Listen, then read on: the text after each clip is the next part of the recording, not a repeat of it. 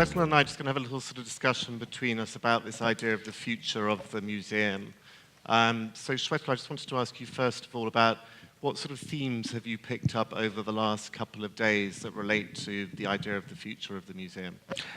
Thank you, everybody. I think the main themes I think that have emerged, obviously, are politics, which is on everybody's mind, not just here in America, but I think globally.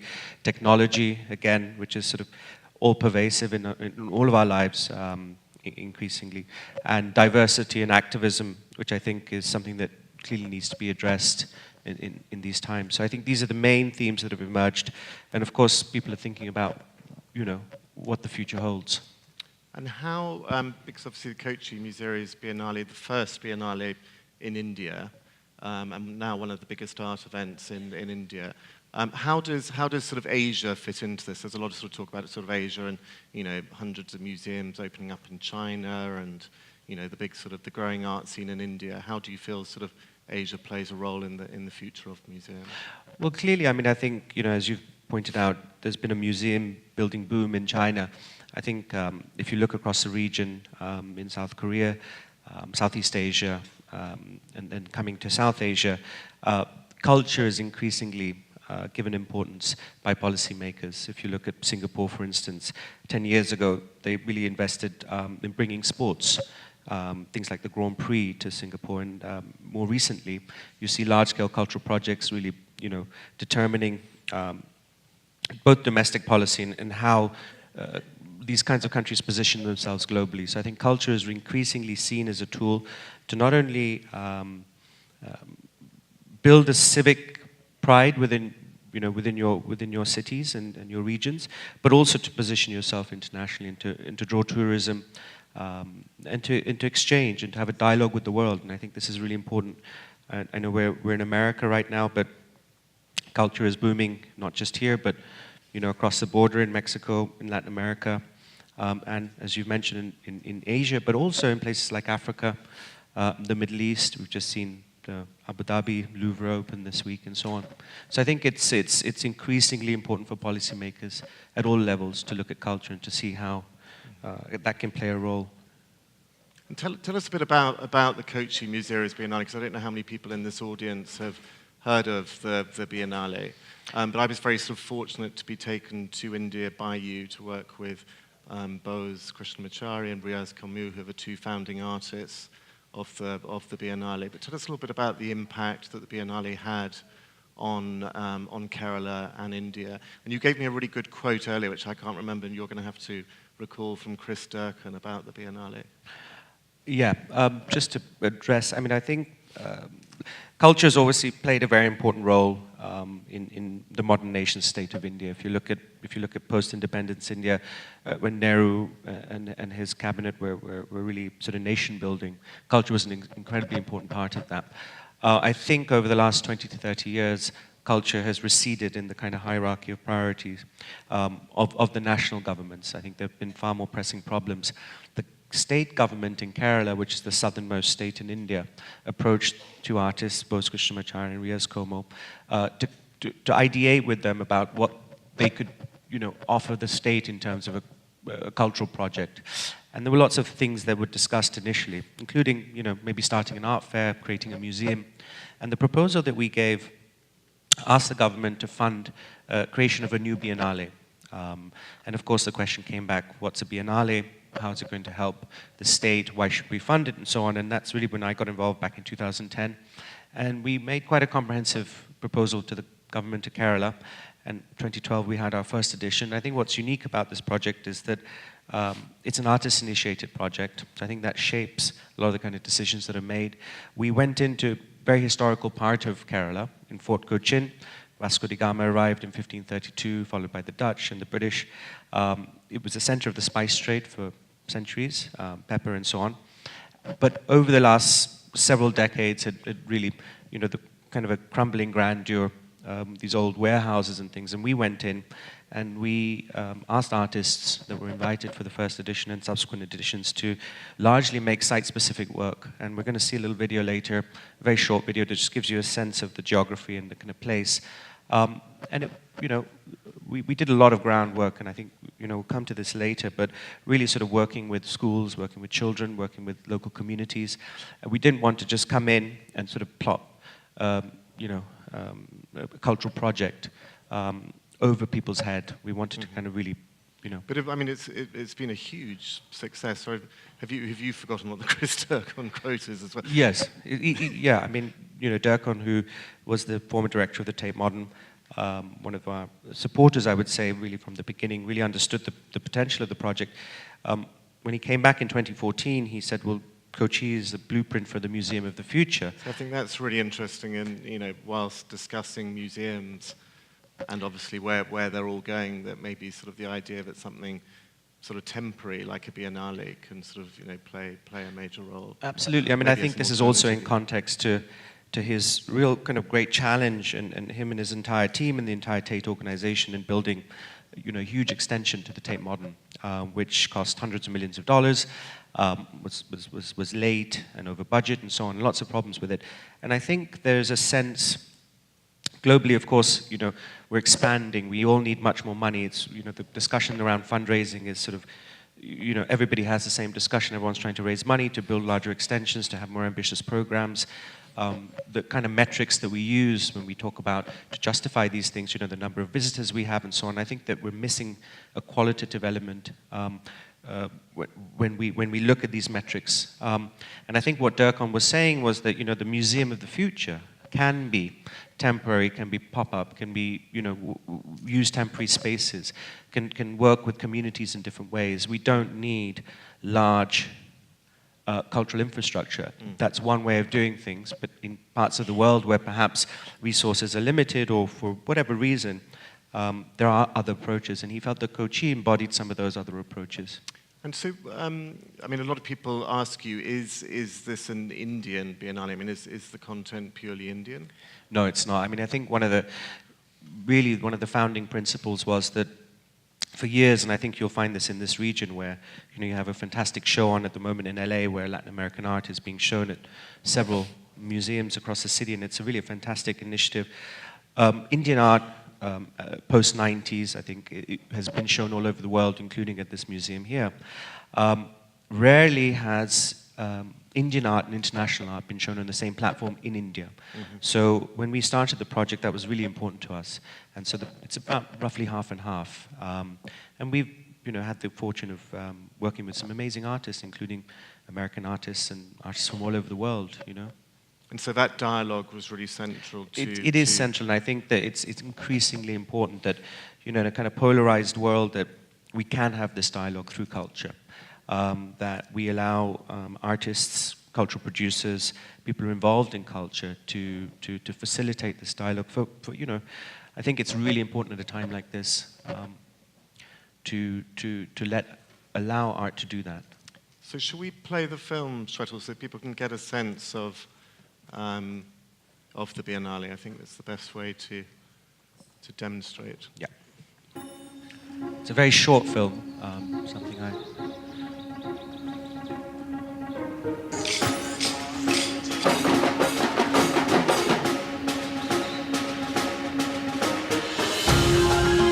It's been an extraordinary and intense experience. Biennale that doesn't feel like it has a relationship to a museum in the same way as other biennales do. It feels very rooted in its architectural vernacular context, and there's a wonderful democracy to that.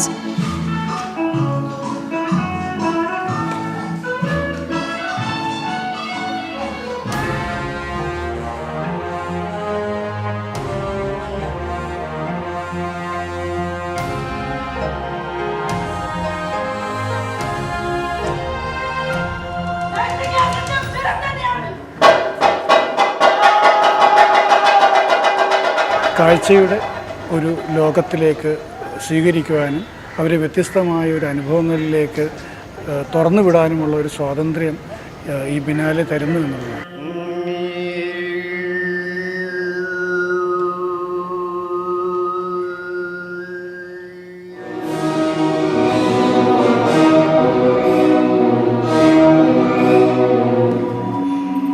Very impressed at the standard of the exhibition and the work that's on display here.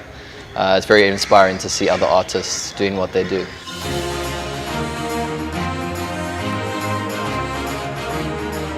നമ്മൾ കണ്ട് ശീലിച്ചതിൽ നിന്ന് വളരെ വ്യത്യാസമായിട്ട് ചിന്തിക്കാനും അങ്ങനെയുള്ള സാധ്യതകളിലേക്ക് മനസ്സ് തുറക്കാനും സഹായിക്കുന്ന പ്രദർശനമാണിത്.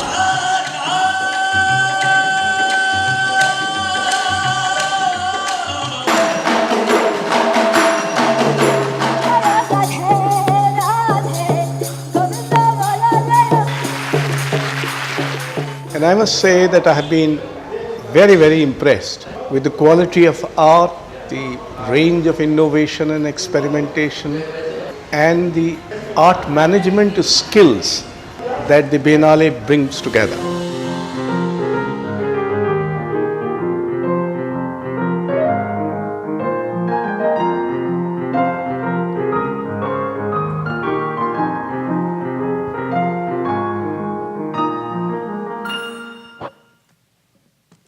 That's great.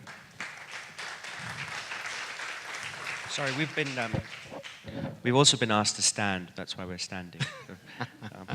And that's so great to see that film because it really brings back the sort of, the heat and the smell of Kerala. I mean, it's such a special occasion. Tell us a little bit about, looking again to the future, technology and partnerships and the way you worked with Google. Yeah, I mean, I think obviously, clearly, technology is extremely important, but I think it's a tool at the end of the day. I don't think it's the be end and be end and be, it's not the entire. Be all and end all. Yeah. We initiated a partnership with Google Cultural Project in 2011. We were the first Biennale in the world to do so. The reason we did that was we felt that being a project in India, maybe people in India, even people in the state of Kerala may not be able to travel to see the Biennale. And by working with Google, we could make that Biennale experience available not just to audiences in Kerala, but to audiences in India and audiences globally. And we were just very lucky in terms of our timing because they'd only worked with museums till that point. The technology was very expensive, so they'd combined, Street View and some other technology in order to kind of stitch these, walk-through experiences that we're doing with museums. And when we got in touch with them, they had just sort of figured out a way to do these things cheaper. So we were very lucky. Now they work with all sorts of biennales around the world, including the Venice Biennale in Istanbul and many other temporary biennial projects of that nature. But we were the first to launch, and so we launched a year after the opening. And it's been a fantastic thing. They've come back and they've captured subsequent editions of the biennial. We started using YouTube very, very early on. Of course, Facebook, Twitter, Instagram. It's a way for us to connect with audiences. But I think that, clearly we're seeing the change of cultural consumer behavior in museums and in cultural spaces where, it's sort of people, look through their phones essentially. And I think that perhaps things may change. I think, consumer behavior may change in the future. But I think that the physical experience of actually being with art, being around people, is extremely important. And so I think that both those things have to be balanced. But it's also a very handy way to transfer that experience to audiences online. And what about politics? Because we had that fantastic panel 2 days ago with the artists and the activists talking about, how they are reacting to the politics in this country. I mean, one of the things that struck me about Kerala, I was really surprised that it's still a communist state, is that right? No, so it's, obviously India's a democracy, and it has various states. It's a federal system like America, and each state has its state elections. Kerala has the distinction of having the oldest democratically elected communist government in the world. Okay. And it's been pretty consistent since the 50s, where it's been 5 years of communist and 5 years of center-left. So the previous administration was a Congress government, and now it's the communists again. But we were initiated by the communists, and they really believe that Kerala had a lot to offer, and they felt that in the sort of drive to growth and all these other sort of economic strategies, that culture was extremely important. And I think it's being ignored in other parts of India, and I think to our detriment. And how free were the artists to do what they wanted to sort of experiment or because you were taking state money, were there certain sort of rules and regulations? Well, we were very clear right from the beginning that culture through bureaucracy won't work. That if government was there to nanny us through the whole process, it simply wouldn't work, and maybe government should do it themselves. But since we started a foundation which was run by artists, we had a very clear mandate. We receive money, we can spend it on certain things. We also raise a lot of money through partnerships with people like BMW, Global Cultural Fund, and technology companies like HCL and others. But we were very careful not to contravene any laws, I think, but we give absolute freedom to the artists. Once they've been invited, the projects have been approved, they're allowed to do what they want, they're allowed to say what they want, and so on. I think that's extremely important, that we allow for that space in our culture infrastructure where artists are given autonomy.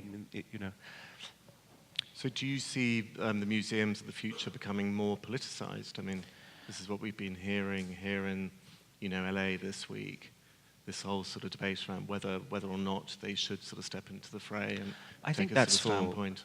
I think that's for museums and cultural organizations, and I think that they're not homogenous. And when we talk about museums, it's not a generic homogenous category. There are all sorts of different kinds of museums, and I think it's for individual organizations to decide for themselves. I think that culture can and ought to be a space where there is freedom of expression. I think in a society where the previous panel where we heard the sort of knee-jerk reaction to news and the way that news proliferates, I think that perhaps we need to slow down a little, and I think perhaps cultural institutions can offer that space, not just for artists, but also for audiences to come in and express themselves freely, without offending anybody or breaking any laws, but allowing that space for liberty. And so what do we, I don't know if this is the final question, I've just seen Corinne going, what do we in the West have to learn from the East? I mean, are there sort of new models emerging in the East that we need to know about, that we can... Well, I mean, I think we're all learning from each other. I think that, clearly the museum boom that you see in Asia is based on, quite an old model now, a 19th century model, a 20th century model of the Museum of Contemporary Art that you see proliferating. What you see in China, for instance, there are museums in shopping malls. People may stick their noses up to something like that in Western Europe and America, but all sorts of models work. And I think that we all need to learn from each other. And I think that I implore some of you to travel to parts of the world that perhaps to expand the worldview, because clearly in an interconnected age, I think we need to be aware of what's going on. And clearly, people are traveling much more than they ever have in the history of mankind. We're experiencing, we have the internet, we have media. Digital revolution has really changed the whole landscape. Now a young person growing up anywhere in the world can go online and can see what's happening here. They can see what's happening in Shanghai. They can see what's happening in Sao Paulo, and they can imbibe all these influences. And I think that whatever we feel about our current moment, I think that the next generation and the subsequent generations, I hope that, I hope the world becomes a kinder place, and I hope that, cultural exchange and learning from each other can play a part in that. And maybe you could mention, Shwetal, a little bit about the funding structure and the challenges that you faced, particularly with the first Biennale. Absolutely. I mean, we relied heavily on government funding. I think around 60% of our funding for the first edition came from the government, and the government changed halfway through our sort of development period in 2011. Just before the first edition, it threw us into complete disarray. We were very lucky. We had patrons who came on board. We had corporates like BMW who supported us even before the first edition had manifested. And I think after that, we also had international embassies and arts councils support some of the artists from their region. India is a very fast developing country. It's got high inequality of wealth, but it also has some incredibly large foundations and organizations such as the Tata Trusts and others, here in Others Trust, the HCL Technology Group, and others who have come on board and who's now support us consistently, patrons who came on board who sort of believed in the project. But it's a constant thing, and I think for us what we're trying to do is to build a corpus which we can draw upon. But I think funding is extremely important. I think that all money comes with strings attached. I think we have to be really careful about where we accept funding from and on what terms we accept that funding on. because they do shape the nature and culture of your projects. Biennale, it's the most wonderful, wonderful art experience. I'm sure that Shwetal can give you some guidance if you need any on how to get there and what to do once you're there. Thank you very much. Thank you. Thank you all.